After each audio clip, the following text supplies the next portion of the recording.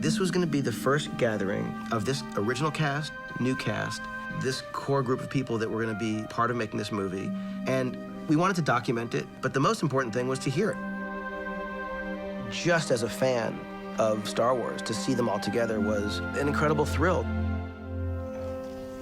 A long time ago in a galaxy far, far away.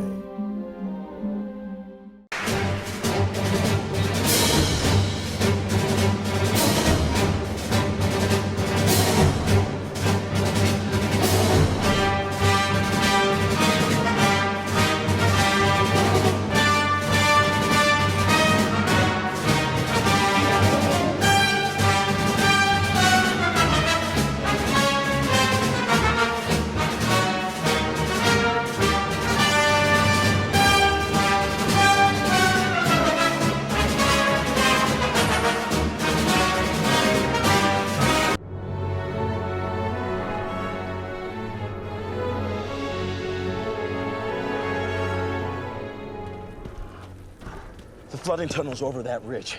We'll get in that way. What was your job when you were based here? Sanitation. Sanitation? Then how do you know how to disable the shields? I don't. I'm just here to get Ray.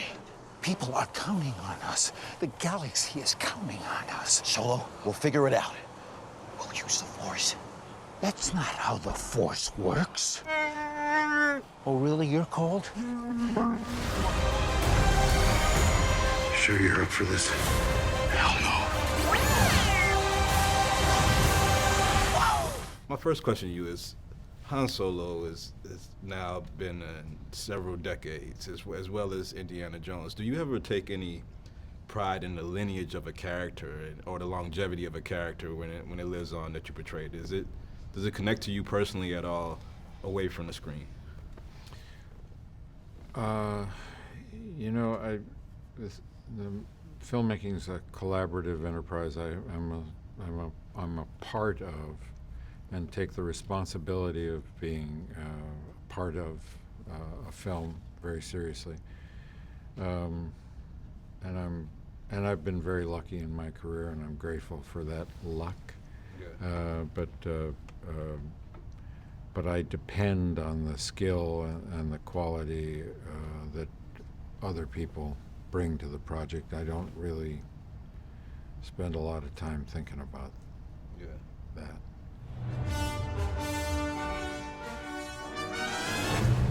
Oh, no.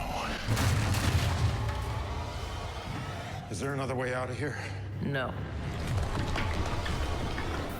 So you've done a couple of projects now, but in this project, and even going back to episode 6, you know, that merchandising wasn't where it is today, where you have games and all these toys and all these virtual reality things that's going on. Mm-hmm. As a character, does it make you like feel any different to know that you may be a part of this video game and a merchandise now, as opposed to, you know, some other movies you've done where merchandising wouldn't have been no merchandising for 12 Years a Slave. No, I actually hadn't thought about video games and all that. That's exciting. It's exciting to be a part of a film that could have so many, that can live in so many different spaces, for sure. Right. And people, the thing about Star Wars and the fan base that is Star Wars is that the fans really own this film. You know, they live it. They really interact with it in a very passionate way. It's almost like a way of life for some people. Yeah. So it's a new world for me, and one that I'm very happy to be a part of. Camera, action!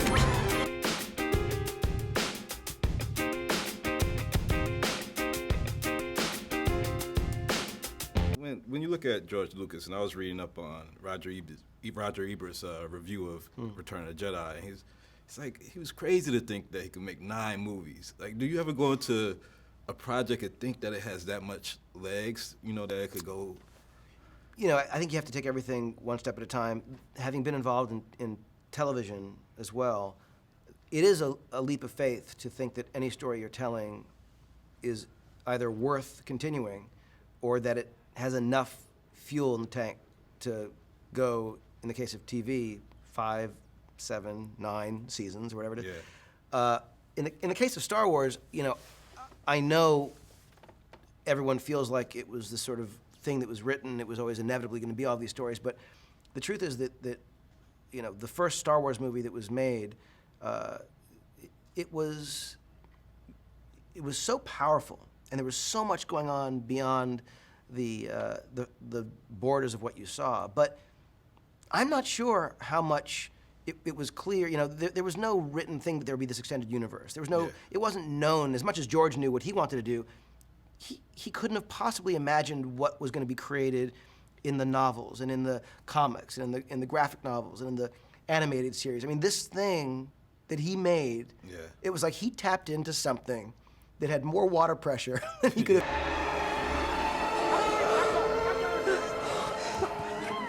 Hey! Are you okay? Yeah. Follow me.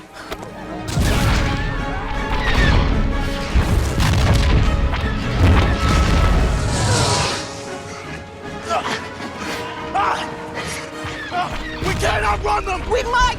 In that quad jumper! Hey! We need a pilot! We've got one! You! What about that ship? That one's garbage!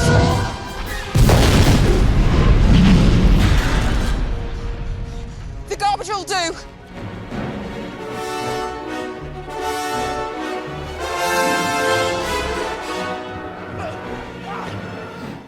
This has to be an amazing experience. I mean, to the story itself, blending the stories of the originals with now and Harrison with now, and you being such a young actress on the rise, it must be daunting to be right here at the precipice of the movie release. It's only daunting in that I want people to enjoy my performance. I don't really think about all the other stuff because I have many other people thinking about that stuff. It's been really wonderful because whatever kind of challenges there have been, to experience it with other people, I've never felt alone once, and me and John in particular get on so well. That it's been wonderful to have someone with me the whole time, and it's all like a positive thing. It's just been steeped in positivity and hope and excitement. So to be part of that is thrilling. So I also know that you, and I'm proud that you, a Marine that served our country, and that you served a couple of years in Afghanistan. No, I never went to Afghanistan, but I was in the military for a few years. Are these foes, whether it's Boko Haram, Al Qaeda, whomever, are these the real life dark side that we're dealing with today? Do you think? Well, there definitely is the dark side. From the perspective of my character, that's it all depends what you're into, I guess. Yeah. But for sure, I think there's a problem in maybe people thinking that there's a right answer to something, and I would say what makes people dangerous is not so much just being evil for the sake of it, but being right and unwilling to open themselves up to something, to the possibility of being wrong or to anything else. I think that, to me, is dangerous. That's what I associate with maybe evil, because that's unpredictable and wildly unfortunate. Electrical overload. I can fix that. Coolant's leaking. Try transferring auxiliary power to secondary tank. I got it. Chewie, come on! I need help with this giant hairy thing! Stop moving! You hurt Chewie, you're gonna deal with me! Hurt him? He almost killed me 6 times! Which is fine! This hyperdrive blows are gonna be pieces of us in 3 different systems. What'd you do? I bypassed the compressor. Wildly unfortunate. When I seen the first trailer and seeing you in this trailer, Yeah. it was like seeing your team score. It was just I was like, yes! I was like, yeah, he in this movie. I was so happy to see you in this role. I mean, it was really like that for me at that moment. How was the moment for you when you know that you got the role? I know you had the cash for it, but when you finally found out, what was your celebration? I mean, what? I was relieved. I was looking forward to getting a good night's sleep where I wasn't contemplating whether my life would change or not, or whether I was going to work on a franchise or go back to doing other things. Yeah. And so when JJ offered me the part, had gone through 7 months of auditions and meetings and back-to-back gradual stress. Yeah. So it was good to have a reward for the hard work. So when he told me, I was relaxed. Yeah. Relaxed. Next time. It seems like you're a big star in the big movies. I have been incredibly lucky. Yeah. I never thought that I would be. It seemed an impossible dream to ever be in one of these sorts of projects, but to be in 3 is phenomenally lucky, and I'm so hugely grateful for that. I really, really am. I cannot believe that I have been allowed these opportunities, and I'm so, so grateful. Yeah. What I particularly love, though, is that I've been very lucky with the kind of parts that I'm playing. Yeah. Captain Phasma, I think, is a phenomenal character.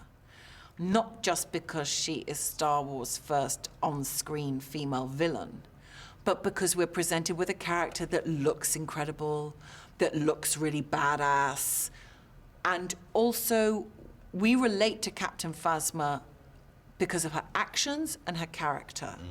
Rather than the more conventional way of relating to someone due to the way they have been made flesh, particularly women. Yeah.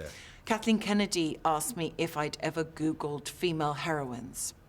I said no, and we did it. And I saw a lot of images of conventionally attractive women, often in Like a Wonder Woman or figure-hugging outfits, and there just didn't seem to be a lot of diversity there. Yeah. And for me, it's exciting to see a character where that's changed, where that's unconventional, and where I am so honored that people say, my little girl loves dressing up as Captain Phasma, and they say, my little boy loves dressing up as Captain Phasma.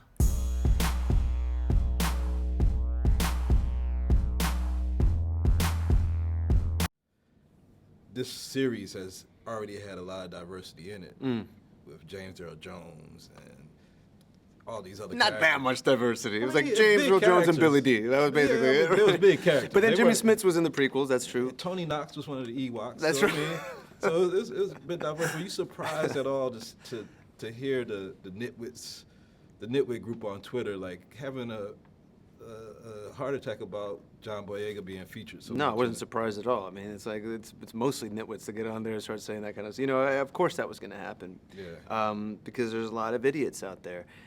But what was even cooler to see was all the non-nitwits tell the nitwits that they were nitwits for doing that. You know, there was a big outpouring of saying, no, you people are crazy. This is, you know, this is welcome to 2015, welcome to the world as it is now. Yeah. And I was actually thinking about this on the way over too, how special it is that, you know, this very well could be, you know, one of the biggest movies, and you look at the leads and it's a female, and you know it's got John Boyega, it's got me in it, you know, it's got the United Colors of Benetton up there, you know, and particularly with the variety of female roles in this now, you know, there's pilots, they're all over the place, and it's just it's a different, it just reflects the world as it is now. The Force. It moves through and surrounds every living thing. It's calling to you. The Force Awakens is the movie event of a generation. It's history-making. A stunning piece of entertainment. And this April, when you bring it home, there's even more. Energy and action! Including a full-length documentary. Han and Chewie entering the Falcon. Absolutely amazing. You know, look what we get to do. And exclusive deleted scenes. Ship's clear. Han Solo. Come on, baby, don't let me down.